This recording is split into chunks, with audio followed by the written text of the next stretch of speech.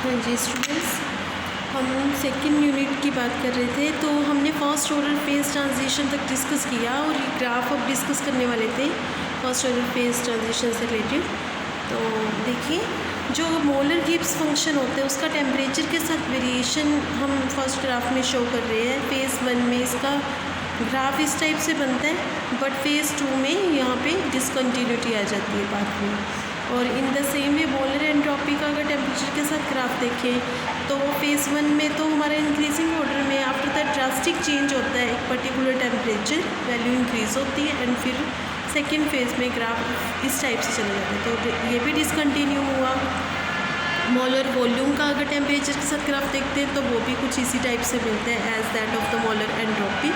And जो specific heat at constant pressure है, molar heat capacity जिसे हम कहते हैं, उसका टेम्परेचर के साथ ग्राफ फेज़ 1 में तो ये हमें डिक्रीजिंग ऑर्डर में मिला है, उसके बाद एकदम से टेम्परेचर फॉल होता है एंड फिर वो सेकेंड फेज़ में डिक्रीजिंग ऑर्डर में मिलता है।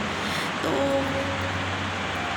अब हम बात करेंगे ट्रांजिशन जो होता है ना, इसमें एक पर्टिकुलर टेम्परेचर पे इसमें ट्रांजिशन होता है। जब प्रेशर कांस्टेंट है तो dt 0 है, या फिर अगर टेम्परेचर कांस्टेंट है तो उस केस में dp 0 है।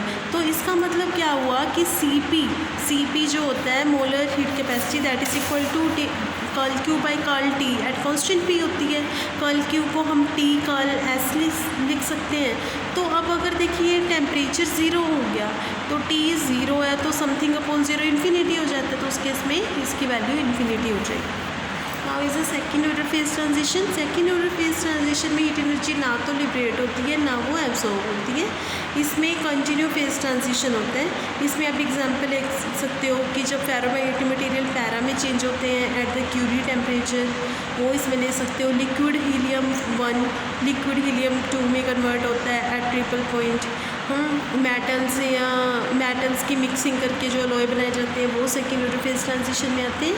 तो इसमें जो हमें ग्राफ्स मिलते हैं G, V और S का, वो कंटिन्यू मैनर में मिलता है। जैसे पहले मोलर गिब्स फंक्शन का अगर टेम्परेचर के साथ ग्राफ देखें तो वो एक ही ऑर्डर में है ना, जैसे वेरिएशन फर्स्ट फेज में वैसे ही सेकेंड में है, तो ये कंटिन्यूस हुआ।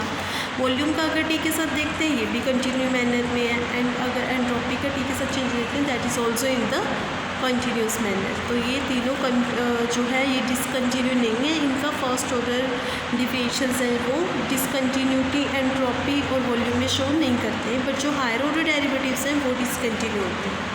Okay, that is all about first and second order phase transition. Now is the third law of thermodynamics. Third law of thermodynamics is also called the Nernst heat theorem. इसे Nernst heat theorem भी कहते हैं। इसका जो main definition है, देखिए third law हमें ये बताता है कि at absolute zero change in entropy will also be zero. अगर हम एब्सोल्यूट ज़ीरो की बात कर रहे हैं ना, T = 0 केल्विन की, तो उस केस में हमारा चेंज इन एंट्रोपी भी ज़ीरो हो जाता है। मतलब उस केस में परफेक्ट ऑर्डर हम कह सकते हैं कि परफेक्ट ऑर्डर होगा। जब एंट्रोपी नहीं है, टेम्परेचर ही सिस्टम का एब्सोल्यूट ज़ीरो है, तो कोई डिसऑर्डर नहीं है, तो परफेक्ट ऑर्डर है, तो एंट्रोपी ज़ीरो हो जाएगी। बट एक्चुअली ऐसे सिचुएशन को गेन करना बहुत मुश्किल होता है। तो थर्ड लॉ बेसिकली हमें यही बताता है। तो एक और डेफिनेशन भी है, जैसे इस वाली बुक में इसको और फॉर्म में डिफाइन कर रखे, कहते हैं जो हीट कैपेसिटीज़ हैं सभी सॉलिड सब्सटेंसेस की, वो ज़ीरो हो जाती हैं एट एब्सोल्यूट ज़ीरो टेम्परेचर। और जो इंटरनल एनर्जी एंड एंट्रोपी है सभी सब्सटेंसेस की, वो इक्वल हो जाती है और वो असिम्प्टोटिकली लगभग कॉमन वैल्यू को अचीव करती है। ठीक है, तो आप ऐसे भी डिफाइन कर सकते हो। अदरवाइज़ इसकी ईजी फॉर्म जो है वो यही है कि एब्सोल्यूट ज़ीरो पे एंट्रोपी जो होती है वो ज़ीरो हो जाता है, मतलब बस सिस्टम परफेक्ट ऑर्डर में हो जाता है। तो ये थर्ड लॉ आप यहाँ से इस बुक से ना करके मैं आपको दूसरी बुक से नोट्स दे दूँगी, वो वहाँ से करना बहुत अच्छा इजी वे से बताऊँगी। Now Clausius theorem statement. Clausius theorem statement देखिए क्या है, ये बहुत इंपॉर्टेंट टॉपिक है इस यूनिट का। इसमें ये बताया जाता है कि किसी भी कार्नोट साइक्लिक प्रोसेस के लिए जो फैक्टर dQ/T होता है ना, ये हमेशा लेस देन और इक्वल्स टू 0 होता है। अगर कोई साइक्लिक प्रोसेस है, इसलिए इंटीग्रेशन के ऊपर ये 0 वाला सिंबल लगाया जाता है। तो dQ/T वी नो, ये एंट्रोपी बता रहे हैं ना हमें, तो इट इज़ लेस देन और इक्वल्स टू 0 होगा। ठीक है, ये सभी रिवर्सिबल साइकिल के लिए है जो इक्वालिटी हम बात कर रहे हैं। अब देखिए इन्होंने इसको प्रूव भी किया हुआ है, एक कार्नोट साइकिल। अब इसका प्रूफ की बात करेंगे हम। एक कार्नोट साइकिल लेके चलते हैं और मान लेते हैं कि QH हीट जो है एंटर कर रही है, QL हीट उससे बाहर आ रही है एक साइकिल में। तो कार्नोट साइकिल के अकॉर्डिंग कार्नोट इंजन में हमने एक रिलेशन प्रूव किया था Q1/T1 इक्वल्स टू Q2/T2। तो अब यहाँ पे Q1 की जगह हम QH ले रहे हैं जो एंटर वाली है, लीव वाली है उसको Q2 की बजाय QL से दिखा रहे हैं, टेम्परेचर भी T1 T2 की बजाय TH और TL से दिखा रहे हैं। तो दैट मीन्स हम ऐसे लिख सकते हैं ना QH/QL is equal to TH/TL, क्योंकि Q1/T1 इक्वल्स टू Q2/T2 है। और अगर T1 को नीचे ले आओ आप, Q2 को उधर से नीचे ले आओ तो Q1/Q2 is equal to T1/T2 बनेगा। तो उसके अकॉर्डिंग ये रिलेशन लिखा है QH/QL equals to TH/TL। Okay, तो अब देखिए अगर सिस्टम में हीट ऐड हो रही है ना तो उसको हम पॉजिटिव साइन से दिखाते हैं, बट जो रिजेक्टेड हीट होती है उसको नेगेटिव साइन से दिखाया जाता है। ओके, तो अब देखिए टोटल अगर हम बात करें हीट एंटरिंग को, अगर डेल्टा Q से दिखाएं ईच पॉइंट पे, हर पॉइंट पे जो हीट एंटर हुई है तो वो मान लेते हैं डेल्टा Q से शो कर रहे हैं हम। तो टोटल पूरे साइकिल में अगर हम डेल्टा Q/T निकालना हो तो वो हमारे पास क्या बनेगा QH/TH, मतलब फर्स्टली जो एंटर हुई है QH अपॉन उसके करस्पॉन्डिंग टेम्परेचर TH है, माइनस QL/TL। ये नेगेटिव साइन शो कर रहा है कि हीट रिजेक्ट हुई है, तो वो माइनस ही होएगी ना, माइनस करके नेट एंटर वाली पता चलेगी। ठीक है, ये आएगा। अब QH/QL किसके, QH/TH is equal to QL/TL है इस रिलेशन से। तो QH/TH की जगह जब आप पुट करोगे QL/TL तो इधर भी QL/TL पड़ा है माइनस में, तो ये दोनों कैंसिल हो जाएंगे, तो किसके इक्वल आ जाएगा 0 के। ठीक है, अब हम समीशन को इंटीग्रल से रिप्लेस कर देंगे, क्योंकि एक कंप्लीट साइकिल की अगर हम बात करें तो कंप्लीट साइकिल के लिए हम समीशन को इंटीग्रेशन में चेंज कर देंगे, तो वो किसके इक्वल आ गया 0 के। ओके, ये 0 के इक्वल आ गया। अभी मैंने जो आपको एक्सप्लेन किया वो ये ऊपर वाला पार्ट बताया। अब देखिए रियल इंजन साइकिल जो होते हैं ना उनकी वर्किंग कुछ कॉम्प्लिकेटेड होती है as compare to the Carnot cycle. ठीक है, तो real engine perfectly reversible behave नहीं करती, इसलिए हम अपने रिज़ल्ट को जनरलाइज करना चाहते हैं जो कि रियल इंजन के लिए भी एप्लीकेबल हो, रिवर्सिबल या इरिवर्सिबल जैसा भी साइकिल है उन पे एप्लीकेबल हो। ठीक है, तो हम एक जनरल साइकिल लेके चलते हैं जो कि DQ हीट एंटर हो रही है जिसमें पर्टिकुलर पार्ट पे साइकिल के, और सिस्टम को एक रिजर्वर से कनेक्ट कर दिया हमने। ठीक है, जिसका टेम्परेचर TI है, तो TI वाले टेम्परेचर वाले रिजर्वर से कनेक्ट किया हमने। ये हमें कंप्लीट साइकिल दिखा रहे हैं। तो total work done by the cycle, अगर डेल्टा W हो रहा है तो उस वर्क डन को हम इक्वल्स टू लिख सकते हैं टोटल हीट ट्रांसफ़र के, एंड एक साइकिल के लिए टोटल हीट ट्रांसफ़र को हम दिखा सकते हैं summation over full cycle DQI। अब देखिए फर्स्ट लॉ के according DQ is equal to DU plus DW होता है, तो वहाँ से हमें DU भी तो इधर लिखना चाहिए, बट एक्चुअली हम लेके चले हैं कि इंटरनल एनर्जी 0 है।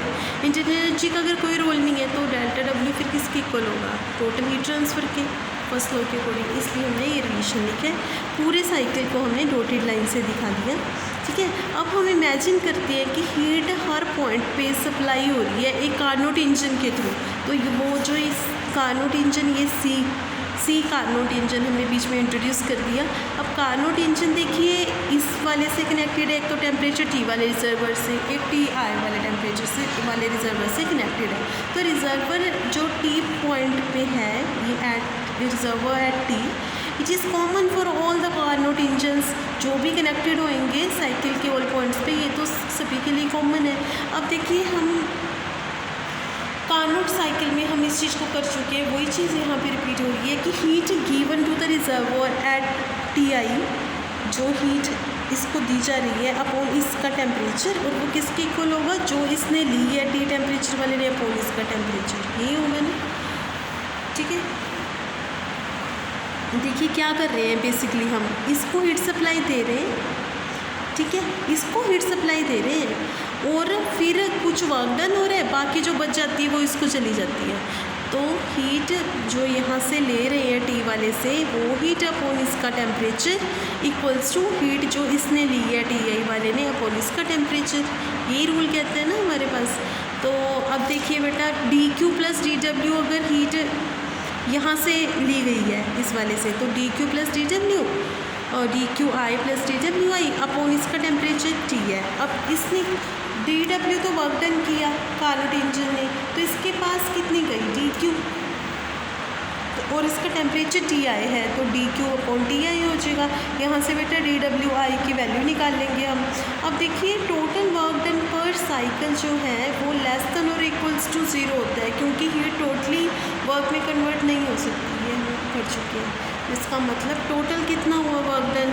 पहले जब हमने कार्नोट इंजन नहीं लगाया था तो डेल्टा डब्ल्यू, एक वर्क डन ये आ गया। पूरे साइकिल के लिए निकालना है तो समीशन का साइन लगा देंगे। टोटल वर्क डन इन दोनों को ऐड करके आ जाएगा, तो total work done less than और इक्वल्स टू 0 होगा।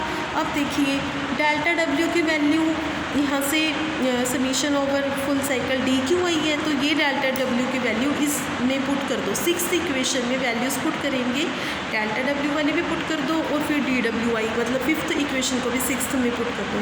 6th इक्वेशन में 4th एंड 5th इक्वेशन जब पुट करेंगे तो हमारे पास 2 टर्म्स कैंसिल हो जाएंगी, तो हमारे पास एक ही टर्म बचेगी और वो है T D Q I by T I, ये बचेगी।